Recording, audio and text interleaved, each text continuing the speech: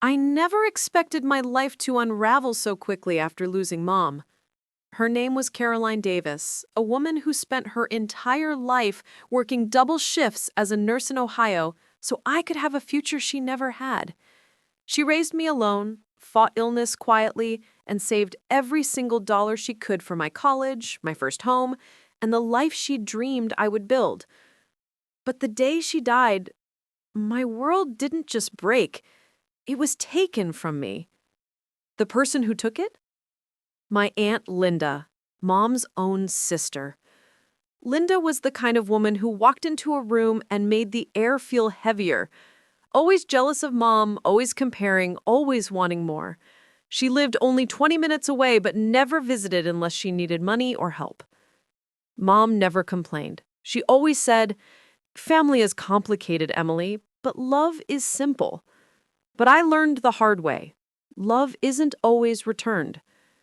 3 days after the funeral, I drove to Mom's house to collect her paperwork and the small safe she always kept under her bed. She told me many times, "Everything in that safe is for you when I'm gone." I expected documents, savings bonds, maybe a few $1,000s, but I didn't expect the house to be completely cleaned out. Furniture gone, Mom's jewelry gone, her safe gone. Even the old photo albums from when I was a child, gone. It looked like the house had been robbed. I panicked and called the police. But before they arrived, a black SUV pulled into the driveway. Aunt Linda stepped out wearing sunglasses and carrying a clipboard. "Emily," she said calmly, "you don't need to be here. The house is mine now." I stared at her. "What are you talking about? Mom left everything to me." She gave a cold, practiced smile. "No, sweetheart, she didn't." Then she handed me a folded paper with an official seal. A will I had never seen before. According to this document, Mom supposedly left her house, savings, bonds, and all personal belongings to Aunt Linda as thanks for years of support. It was signed by Mom, dated 8 months ago. Notarized. Everything looked legal, but nothing felt right. Mom never mentioned changing her will, and she would never leave me with nothing. I felt my hands shaking. "This is fake," I whispered. Linda shrugged. "Believe whatever you want. The lawyers already verified it." I didn't have money for a lawyer. She knew that. Mom's savings, my savings were gone. Before the police even arrived, she looked me straight in the eye and said, "Don't make this harder on yourself. Accept your mother's wishes."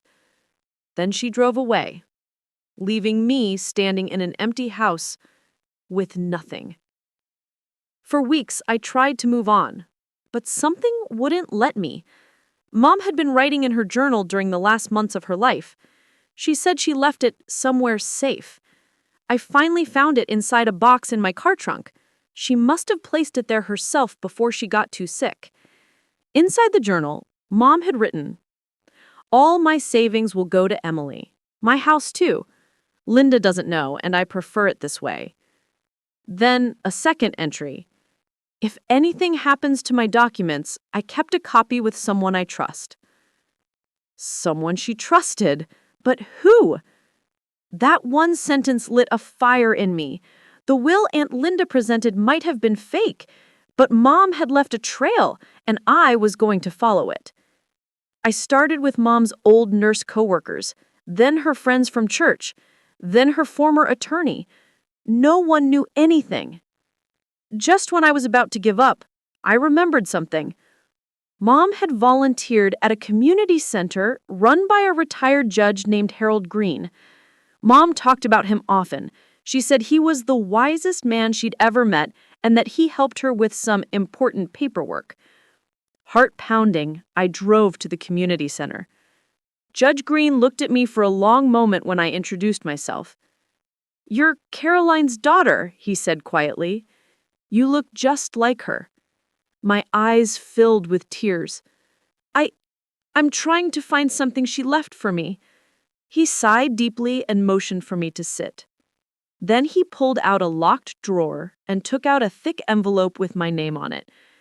He said, "This is what your mother gave me 8 months ago." The exact same date the fake will was supposedly signed. My heart nearly stopped. I opened the envelope slowly, air catching in my lungs. Inside was Mom's real will, copies of her bank accounts, photographs of her belongings, a letter written in her handwriting, a notarized statement signed by Judge Green himself.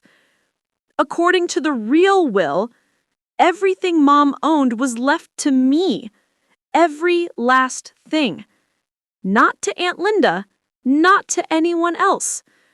Judge Green placed a hand on my shoulder. "Your mother was worried," he said. "She told me she believed her sister might try something. She asked me to safeguard these documents until you came." My throat burned with anger. Aunt Linda had stolen everything, and she had done it knowing Mom wanted it all for me. But now, I had proof. I had the truth, and I had someone powerful in my corner. Judge Green stood up.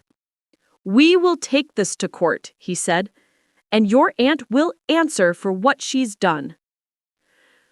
A month later, the court hearing was scheduled. Aunt Linda arrived wearing expensive clothes and pretending to cry for sympathy. She brought her own lawyer, a smug-looking man who clearly thought this would be an easy win. Her fake will was presented confidently. Her lawyer even smirked as he spoke. "It's sad, but some nieces feel entitled to things that aren't theirs." I kept quiet. I kept calm, just like Judge Green advised. Because he had told me something before the hearing. Let her speak. Let her lie. When the moment is right, we will end this. The moment everything changed. Right before the judge made a ruling, the courtroom doors opened. Everyone turned. A man walked in, tall, elderly, carrying a binder full of documents. The judge looked surprised. Are you? He nodded politely. It was the county notary official who had retired 6 months ago, the same notary whose signature appeared on the fake will. He walked straight to the front and addressed the court. "That will you're holding? I never signed it. The signature is forged." Gasps filled the courtroom. Aunt Linda went pale. Her lawyer panicked. The retired notary continued, "Caroline Davis came to me twice in her life, once years ago and once 8 months before her death, to notarize a will leaving everything to her daughter. This," he pointed at the fake will, "is not my work." The judge demanded, "Where is the real will?" Judge Green stepped forward and placed the envelope on the table. "Right here." Aunt Linda collapsed into her chair. The courtroom erupted. And that was only the beginning. The courtroom turned into chaos the moment the retired notary declared the will a forgery. People whispered. Reporters scribbled. Even the judge took off his glasses and pressed his fingers against his forehead. But the person who reacted the most violently was Aunt Linda. Her face drained of color, lips trembling. She whispered to her lawyer, "Do something, fix this." But nothing could be fixed now.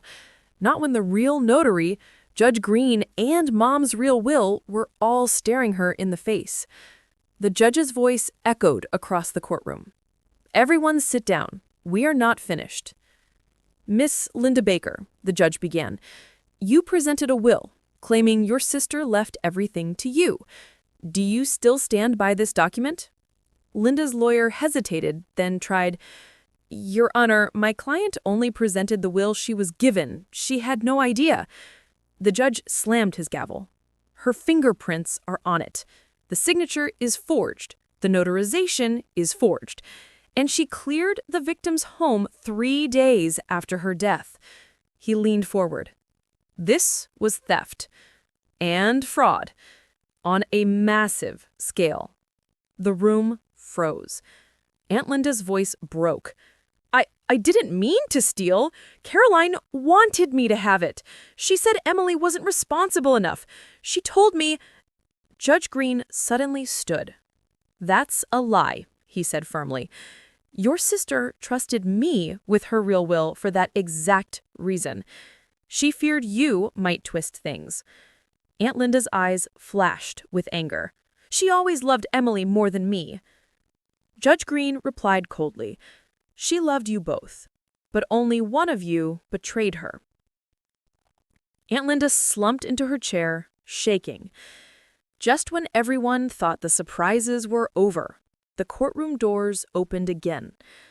A woman stepped inside with a quiet, nervous energy. She wore a nurse's uniform. The judge looked confused. And you are? The nurse swallowed hard. My name is Rachel Miller. I was Caroline's hospice nurse before she passed. A shiver ran down my spine.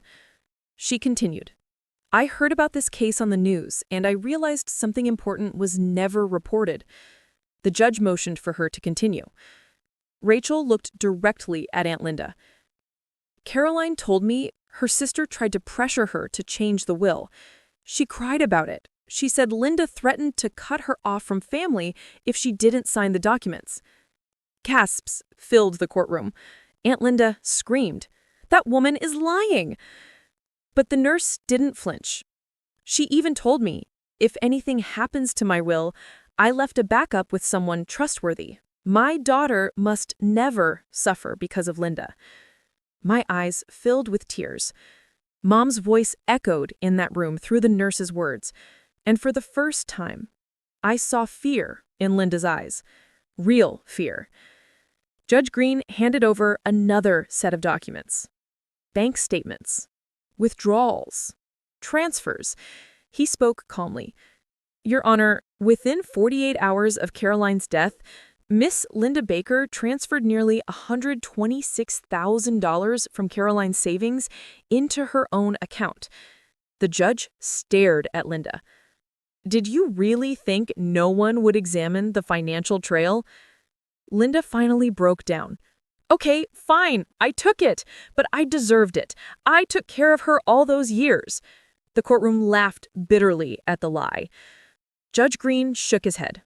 You visited her twice a year. Emily was with her every week, paying bills, taking her to appointments, buying groceries. He paused, and in the end, staying by her bedside until the very last moment. Linda looked at me with hatred. She always preferred you. You took her love. You took everything. I stood up slowly. No, I didn't take anything. I just loved her. You wanted what she earned, not what she gave. A hush fell in the room. The judge lifted the real will, holding it up for the court to see. This is the legal and authentic will of Caroline Davis.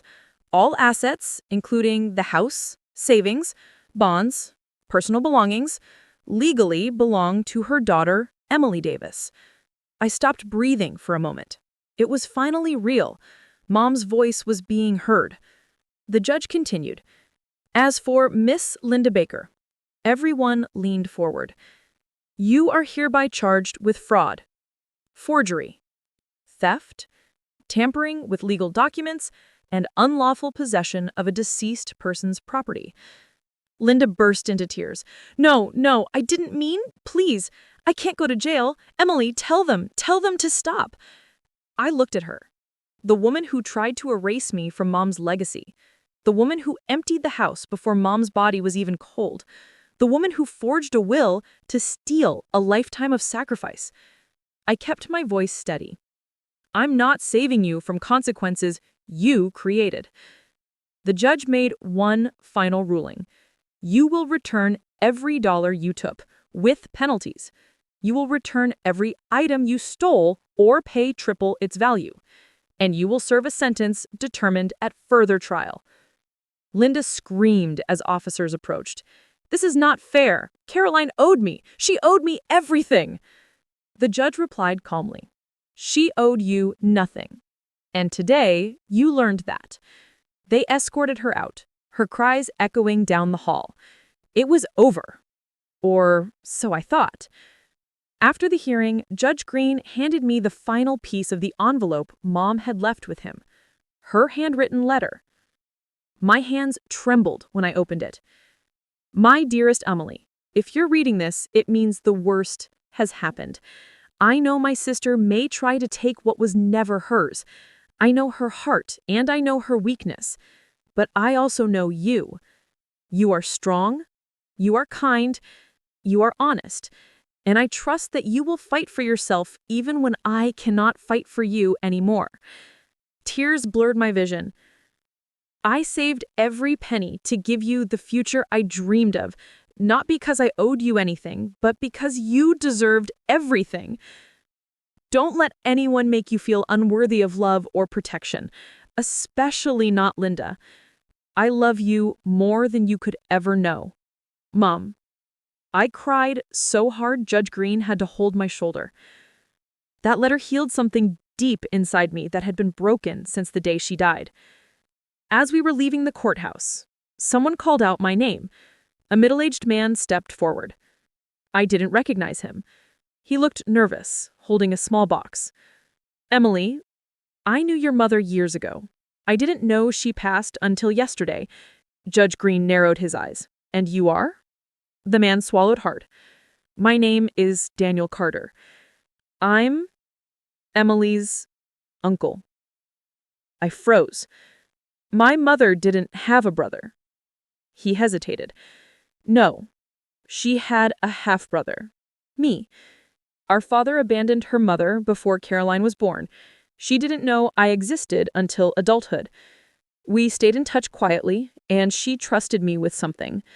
She said if anything ever happened to her or her documents, I should give this to you. My hands shook as I opened the box. Inside was a second backup copy of the real will, the deed to the house, old photos of Mom holding me as a baby, and a gold locket with my name engraved. On the back of the locket was a small inscription, "Truth always finds its way home." The man's eyes softened. She loved you more than life. She made sure the truth could never be buried. She made sure you survived. And the person my aunt never expected, the notary, the nurse, the retired judge, and even a hidden uncle, all showed up to reveal her lies. Because when someone lives with love, honesty, and sacrifice, their truth will always rise, even in a courtroom full of lies. And that's exactly what Mom taught me.